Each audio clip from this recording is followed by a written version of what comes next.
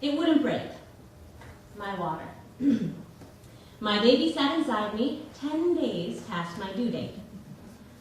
I was disappointed. My father is a high-risk obstetrician. I was shown pictures of birth deformities before I knew how to read. And by high school, I knew the rates for Down syndrome and stillbirth according to maternal age. From this, I was cautious. However, my pregnancy was on the right track every step of the way. The day I got pregnant, I knew it. I told my husband I was ready, we did the deed, and 4 days later, my breasts felt like someone had run them over with a steam truck, and my mouth tasted like I had been chewing on pennies. I hired a doula, I crafted a birth schema, I took hypnobirthing lessons. I had a plan, and why not? Everything else had gone according to one. On my due date, I went in to see my doctor. Everything was fine. We decided that if nothing gave by 41 and a half weeks, we would induce. I wanted to give my body as much time as possible to go into labor naturally. But my obstetrician father did not like the idea of waiting so long. "We have to see if the placenta declines over time," he stated dryly. My doula expanded in a kinder way. "Think of the placenta like a balloon. At first it's buoyant, keeping everything in, but over time it starts to leak." I filed that curious note away in the back of my mind and continued along my well-chosen path. At 9 a.m. on the Monday of my 41st week, I go in for what is called a non-stress test. My husband insists on coming, even though I am sure all will be normal because all always has been. During the NST, I recline on the exam table with cords attached to my swollen belly as a paper prints out the baby's stable heartbeat. Then I hike up my shirt, roll down my pants, and an ultrasound tech plops the blue gel on my stomach. I marvel on the screen at the thick umbilical cord, my baby's long limbs, the perfect curve of her profile. But it catches me by surprise when the technician grunts, "You have no fluid." Amniotic fluid, the stuff that makes the placenta a lubricated, safe sac. She presses the wand on the other side of my stomach. Nothing. I'm deliriously tired this morning. It's hard to sleep when you're 41 and a half weeks pregnant. So I don't notice the tech's tone when she announces, "We're going to go down to labor and delivery." And I don't pick up on my husband's energy either, because when he's nervous, he gets quiet. I call my dad. "No fluid," he exclaims. "You had 3 centimeters last week. This happens less than 3% of the time." He's a doctor. I'm not alarmed.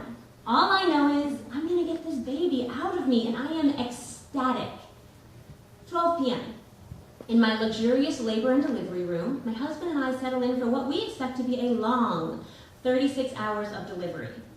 A nurse sticks a metallic-looking medicine, 1/4 the size of an M&M, up my hoo-ha. My job now is to lay back and wait for the pain. 2 p.m. A nurse studies the machines. "You're having back-to-back contractions." I feel nothing. She sticks her hand up my vagina. "You're not dilated at all." My cervix isn't budging. 3 p.m. My husband and I lie down for a nap. And that's when everything turns. At 3:12, just enough time for me to start drifting off, a nurse rushes in. To my surprise, and then quickly horror, the single nurse is followed by 10, 12, 15 nurses. One flips me on my back. Another stands by the monitors yelling out numbers. 47 seems to stick. My husband stands at attention, barricaded from me. Yet another nurse struggles with my pants. Someone kicks the brake out from my bed and I'm wheeled away. And then my brain splits in half. Panic and calm, in the moment and out of body. 47! Again with that number. Is that my blood pressure? I feel fine. Yet as we race down the hall, me being held down by foreign hands as the clown car of nurses trails, when one nurse tells me to remove my necklace, my hands shake. A different nurse sparks at me to keep my arms inside the bed. I'm wheeled into the OR. Oh, shit. Wait, am I having a C-section? "We're going to see," comes the response. This is not the plan. But my plan had also been to roll with the punches. I know childbirth is unpredictable. You got this, my brain tells me. You know all about this. But the other part of my brain screams, people die in surgery. Still, I'm fumbling with that stupid necklace. A nurse alerts me, we'll take it off. That means they were going to cut it off me. This is a diamond to gold necklace, I think not. I managed to undo the latch and hand it to yet a different nurse. Why was I so focused on the necklace? I hear 47 again, godforsaken, 47, 47, 47, then we've got to go. Normally, women are awake during C-sections, but since I hoped for a natural birth, I had no epidural and there wasn't time for one now. I have to be knocked out and intubated. 2 anesthesiologists appear by either side of my head. An old white man.